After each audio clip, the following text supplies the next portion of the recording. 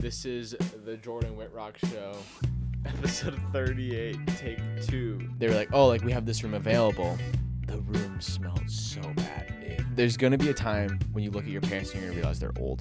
I've already experienced 2 hurricanes on the coastline. And they left and I was like, okay, I got in the elevator, talked with them a little bit, got out, kind of stood around like a weirdo. And all of a sudden we just hear a loud boom, like right next to my car. And she's like, oh my gosh, it doesn't have a head. And I'm like, it doesn't have a head? What is that? Like, what?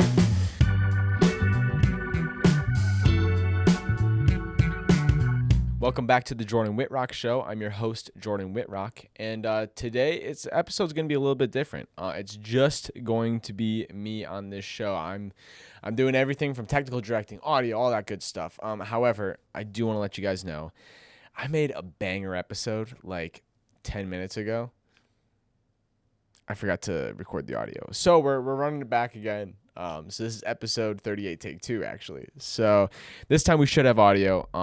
But I'm pumped for this episode because it's just a chance for me to kind of give you this is what's going on in my life. I think the last episode I recorded was with Alex, and I'll touch on that a little bit. But that episode I think I recorded like a month and a half ago. So it's been a month and a half since I've done an episode that's like right now, which is why like if you've been on live streams, you're kind of like, these episodes are kind of old because he's in his new apartment, but like the episodes are still in the same spot. So this is the first episode that we're actually in a different location. So I'm excited about that. But yes, Alex's episode, we talked about some big changes. Like I moved to Savannah to go to school to get my MFA in acting. And so that's where I am now. I'm in my new apartment, living the life, But what I kind of wanted to do is break down what my trip was here, how school has impacted me, doing stuff in Savannah, how is it different from living in Wisconsin, and kind of give you my experience to this point to kind of catch you guys up on what's going on the last like month and a half, that I haven't done an up-to-date live stream. So we could start off with the move. I think that's a good place to start. And so, when I moved, it was like September 1st-ish. I think we left, kind of vibes. And I literally worked the day that I moved. So I think I packed up all of my stuff in my room, like the day of the move, which I would not recommend. But also that's just like how I do it. You know what I'm saying? Like I don't know. So do it your own pace. But for me, it works really well to just last second pack everything and just throw it. I moved in my car, and the van was how I moved all my stuff down. I was with my mom and dad. They took me down, which was really nice of them, so I didn't have to make the trip. But I think our goal was to leave at like 5 p.m. We left at like 8 p.m. and then we didn't get home, or we didn't leave Oshkosh until like 10. And the reason was because I needed to stop and like shop for like 1 or 2 more things before we left. And then right before we left, we realized one of my headlights was out. And the issue is the Pontiac Vibe. I love it. However, when the headlight goes out, there's one side really easy, pop in, pop out. If the other side goes out, all of a sudden you have to like move the battery, which also has a complicated way to get it to like not move. And then like the engine is tighter on that side, so your hand is like cramped. Of course, the hard one went out, so that's what we had to deal with. To then finally be able to hit the road. I think we hit the road at like 10 something, and so my dad was like, "You got to be kidding me! We were gonna leave at like 5, and now we're leaving at 10." And I was like, "I'm sorry, but we do have everything for the most part, so that's kind of W's, Anyway, so I think we got to Lafayette, Indiana, and that's where we kind of called it quits because I was tired. I thought I was going to be able to go a little bit further. I could not. Well, I worked the day also, so I did my job to make a little extra money before I left, and so I was dog tired. And then my mom and dad were like, "Yeah, we're not gonna." I think it was like 3 a.m. or something like that. So we stayed at a hotel, and then kind of pushed through the next day to get all the way back to Savannah. And the trip itself was not bad. We didn't hit any crazy, that I'm remembering, like any crazy traffic. And we had no issues with cars, which was very nice because it would suck because all my stuff were in the cars. So if the cars broke down, guess who's not getting his stuff to Savannah? But we arrived at our hotel that night. I kind of feel bad for my dad. I felt like a lot of stuff was working against him. He did a really good job, though, But like when we got to our hotel, they overbooked the hotel that we were staying at to the night before we moved all of my stuff in. And they were like, oh, like we have this room available. The room smelled so bad. Like it had some weird smell, but then also had like heavy pot weed smell. And cigarettes and stuff. And my dad's like, I'm not staying in that over the night. He's like, normally I wouldn't care, but like, no, that's not happening. And so then they ended up giving us like 2 handicap rooms that were available. And I got one that also kind of smelled funky, but not as bad as the other one. And then my parents took the other room. And then they said like, hey, tomorrow people are leaving. We'll get you in a better hotel. So it worked out. But then we went to church the next day, and that was an experience.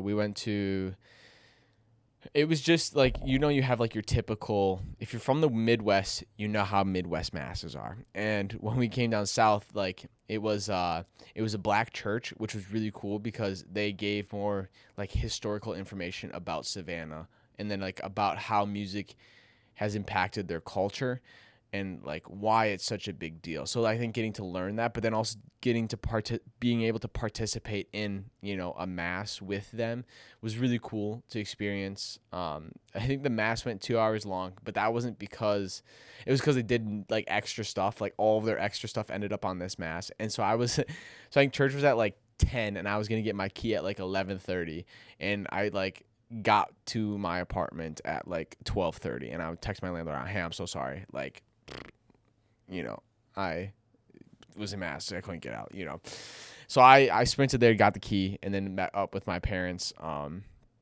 And then we proceeded to walk up 3 flights of stairs about 25 times to get all of my stuff from the vehicles inside, because it was just us 3. And I think that was a beast along itself because it was a hot day. Luckily, it was not raining. That would have put us over the edge. But it was just very hot, and I live in this very old Victorian house that was built in the early 1800s.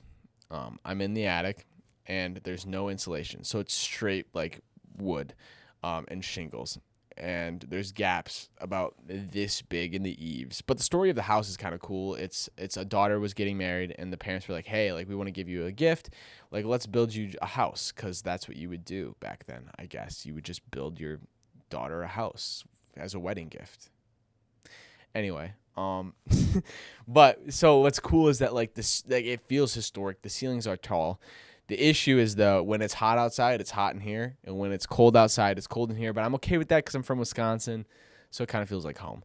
And anyway, but I'm really enjoying living in my place. It's very unique and different. It gives me my Cinderella story, that I would say, because every actor needs a Cinderella story, and this is my Cinderella story. So yeah, no, but I'm really enjoying the apartment, and it's a studio vibe, and so it's just a lot of fun to do that. I'm trying to think of what I said in the other podcast episode that I didn't get any audio for. But like now I'm realizing like, oh, I kind of jumbled this. I can bring it back to like this together, And so what was cool is getting the time to spend with my parents on the trip coming down, and talking with them a little bit more. Because I think you realize, I don't know, I saw a video the other day and it was like, hey, like there's going to be a time when you look at your parents and you're going to realize they're old, right?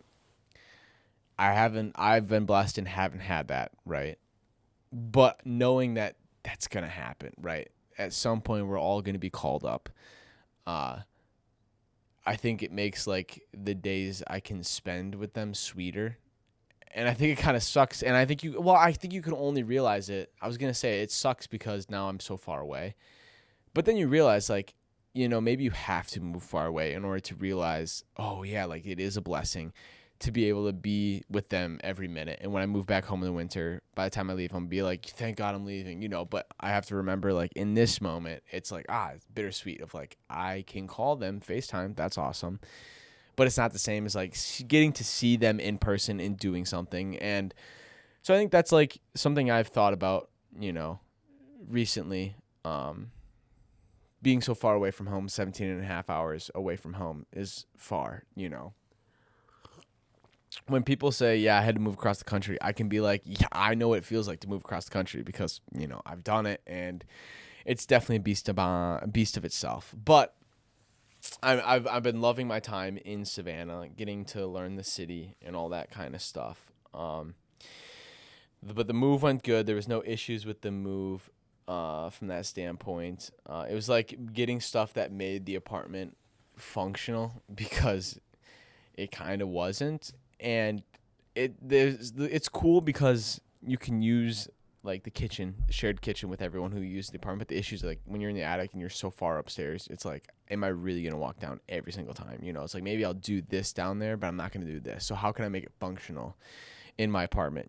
So it's like you got the rice cooker and then you buy a rotisserie chicken and you peel the chicken out because you're like, what, I don't want to gunk up, the kitchen and then also make a mess to like cook, raw chicken. And so I think just like finding your meal prep is like been a challenge. Luckily for me, I've never really cared too much about like what stuff tastes like. So that helps me because then I don't have to be like, wow, I'm eating the same meal for like the 12th time today, But yeah, no, I'm enjoying the city. Being in a new place is very different, especially when the climate is different.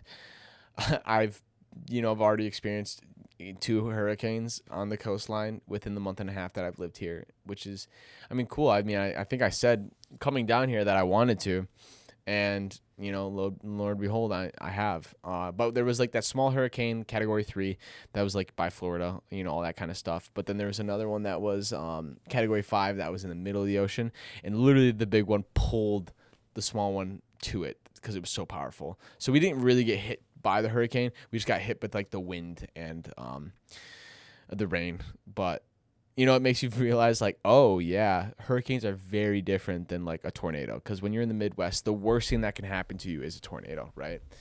But it's also not that common, compared to like being down south.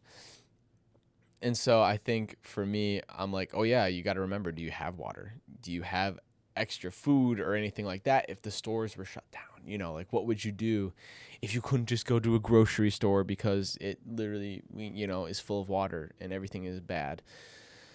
And so I think that's been fun, I guess, because it's just different and you get to appreciate then where you come from and be like, I actually didn't have it too bad. We just had a lot of cornfields and the air is less polluted because there's less people living there. I think that's the other thing about Savannah that's like you got to get used to is the smell, especially after it rains. Because like I don't know what it is, but it must just like stir up stuff when it rains and just creates like this pretty rough smell.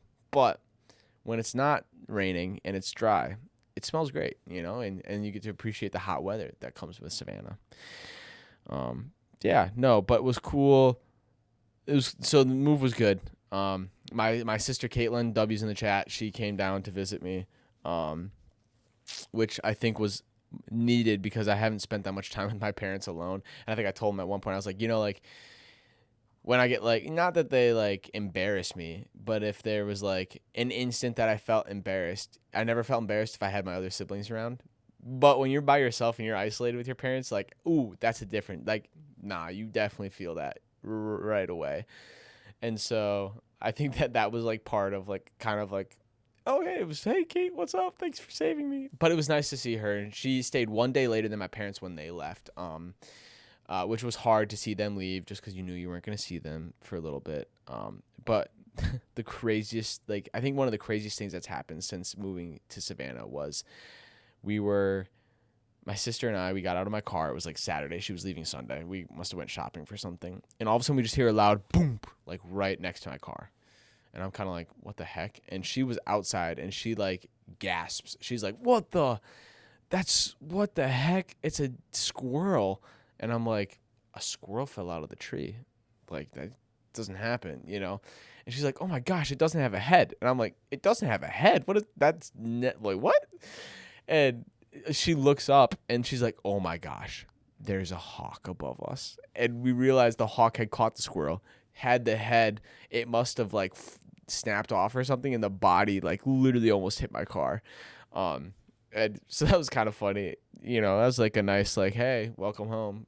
This is your home for, you know, the next 2 years. But yeah, that. I think it's cool to see the different wildlife work in different areas, you know, compared to the country, compared to the city or the ocean, you know, compared to a lake and all that kind of stuff. We got some boogie boards. So we've been, when the water was still kind of warmish and I wasn't in school, we were doing that often, which was fun. But now I'm in school, and school has monopolized all my time, which if you haven't realized, if you are on like Instagram or YouTube and you watch this show, you've realized I have like posted no clips of any past episodes just because I've had no time, because as soon as school hit, we hit the ground running and we have only been sprinting. We have not had a moment of rest. But I'm really loving everything I'm learning in school at SCAD. Because I just feel like when I left my undergrad, I was like, okay, I learned everything in RTF that taught me how to be a better, you know, camera operator, you know, audio, whatever, light operator. But I never left there being like, I feel good being an actor. So I think doing the whole process of going to the URDAs, auditioning, getting feedback from schools like, hey, like, you're pretty good in the sense of your raw talent, but you got a lot more to do, and we can work with you to make you better. And I think doing that and seeing that, I was like, okay, that's cool. I'm excited, but I didn't know what that necessarily entailed. I think all the way through high school and undergrad, I just spent a lot of my time just getting by, if that makes sense, with natural talent, because the pool was smaller in the school, so you weren't pulling from a ton of students, but SCAD has like 400 students per grade level, so you're competing against so many acting students. And I think that's like a nice, you know, breath, because it's like, oh yeah, no, like, I don't get everything. I have to actually pick stuff that works. So like if they have 400 acting students, they also have like 400 film students. That means there's films being like filmed all the time, and they're always looking for casting. It's like, oh yeah, no, like I want to do that, but I don't have time because I have to actually pick between what film I want to do, instead of being like, oh, there's one film going on, that's the one that I'm going to do. So I think that's been like a big change of difference. I think the other thing is, as I'm learning so much, and I talked about, which you guys didn't see because the episode didn't save audio wise, but I talked about how improv has been, I think, one of the cooler classes, because to me, improv in undergrad or any experience, it was like, you have to be funny. Like if you're not funny, you won't be good at improv. And I think that's what it kind of was taught. But I'm learning that like improv, you don't have to be necessarily funny. You just have to know how improv works, right? So you have to create a story. Can you create a story? Yes. Can you have, you know, a formula of 3, 6, 9 that's like the audience understands how it's being worked, and then all of a sudden something wrong happens, or you put the first thing in that's different, and it's like, oh yeah, I can do that. And then all of a sudden you're like, oh no, improv is very easy. You just have to work as like your scene partner. You have to be able to work with them. And I don't know if that was necessarily emphasized in undergrad. And so I think it's cool because I'm getting all these experiences or like relearning things, and I'm like, oh, then that makes more sense. Or like, oh my gosh, these are like total games that I could use if I ever wanted to teach or whatever. I think that's got to be one of the coolest things. Also, like actually having professors that are in the industry. Like, it was so funny. I watched one film the other day because my professor was in it. I was like, oh, I kind of want to see, you know, what their role was. And then I watched another film just because I was like, I just want to watch it. And all of a sudden I'm watching it. I'm like, that's my professor. I was like, there's no way. And I'm like, sure enough, there's my professor in a film that I'm watching. And I'm like, it's so cool to be taught by people that are in the field currently, right? And like, all the experiences that I've had up to this point have all been helpful. Like, I wouldn't be here without them. But, you know, I think getting to interact with people that are in the field currently and seeing like how it actually works, how did they get their roles, all that kind of stuff has been so cool to like do that. And then to also be to the point where it's like, oh my gosh, I'm starting to know people that are like in films without knowing they're in the film. Like that's kind of cool. to do that. Same thing with like my cohort. There's so many cool people, so many talented people in my cohort that I'm like, oh, like it's so cool to be able to work with them, because otherwise you would just never have an opportunity. It gives you a new perspective on life, and acting as just, an art form that you wouldn't have otherwise, right? And so I think it's so cool to be able to work with all those people in an education setting. But there's so many auditions going on. I feel like I said earlier, I just have not had time with the podcast. This is like the first time I'm recording, I think I said earlier, like in a month and a half. Like I have not done an episode, which is why I forgot to record the audio in the last take that I had. And so, I don't know. It's kind of funny. I think too, for me, I need to find someone who's willing to run audio and video. So if you're currently watching this and you want to run audio or video for my podcast and be a part of this history, I'll take you. We talk, have a meeting, figure out if this is what you want to do, and then let's go for it. Because there's a lot of people down here that I want to interview because they've done a lot of stuff. And I'm realizing too, it's like, oh, there's like, I think I've enjoyed the podcast because you're able to talk. Like, I think this is so weird because I'm like talking at whoever's watching this, I'm talking to you. And like, I just want to turn over and be like, yeah, so like, what are your thoughts on, whatever. And then I can't do that because that's just not how the podcast is going on right now. But I think this is going to be a fun episode to look back and be like, oh my gosh, I can just see you reeling, talking to myself like 100 miles per hour, not even comprehending what you're doing. It's going to get better. It's like, but anyway, so I think school's been really cool to meet a ton of people doing stuff, learning, watching people's theses. And I don't know. It gets you excited when you're in an environment like this. I did say, however, that I got to be careful because I've been caught a couple of times. I think SCAD does such a good job at like keeping you in their ecosystem that like you can kind of forget about what's going on in the real world. And like I think there's been a couple times where I'm like, oh yeah, bring you back down to reality. Like, oh yeah, no, SCAD's fun. I love being in school here, but A, B, and C is real life that we got to take care of, and it just keeps you honest. It keeps you humble and whatnot. But yeah, no, I think everything's just feel like it's going 100 miles an hour all the time. But I like it. I think that also helps me not like miss home. I think I said earlier, like being home and you just don't realize how nice it is. And I think like Isaac, he's gone. He's like 13 hours away from me. So yeah, he's actually the closest, but I haven't seen him in like 3 months, but like 2 months at this point. And that's like the longest. I think up to that point, it's been like a month that we haven't seen each other, whether it be me or him. And so we're both realizing, like, oh wow, we can't just play villainous when we want to, and spend time and do stuff. And what sucked was like this summer he got so busy doing his mission work, which is awesome, that like we just didn't get a chance to really do anything before he left. And so I'm excited this winter break when I'm home and he's home, we can actually like do stuff, because I'll be working, but that's it, and yeah, so I'm excited for that, having that opportunity to be home with family, because as much as it doesn't feel like you're that far away because school is moving, like you always have something going on. Like I have to memorize a sonnet and do a thing that's due tonight, but I was like, I need to record this episode. And yeah, well, now I've recorded 2 episodes. But it is what it is. We love it. I don't know. It's cool. I'm happy to have this platform still. And I wasn't sure if I was going to do an episode, but sitting here, having recorded now for an hour with 30 minutes of actual content, I'm realizing like, oh yeah, no. It's fun to have an outlet that's your own. That's like not memorizing lines for someone else's project and having,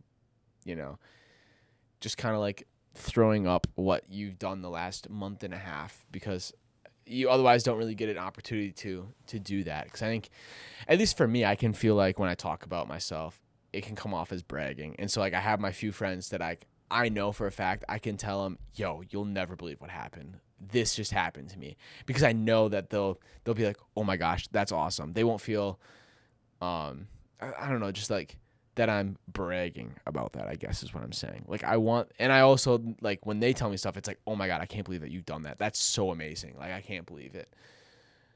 And yeah, no, so I think it's cool to have those friends, but all those friends aren't here anymore. Like, they're not with me. And so I have kind of held in a lot of stuff, and I'm realizing, like, the podcast, it's like, oh no, like, it's a place for me to express myself, express how I felt, and not being able to do that for a month and a half was very different, because we've started this in January and we're still going.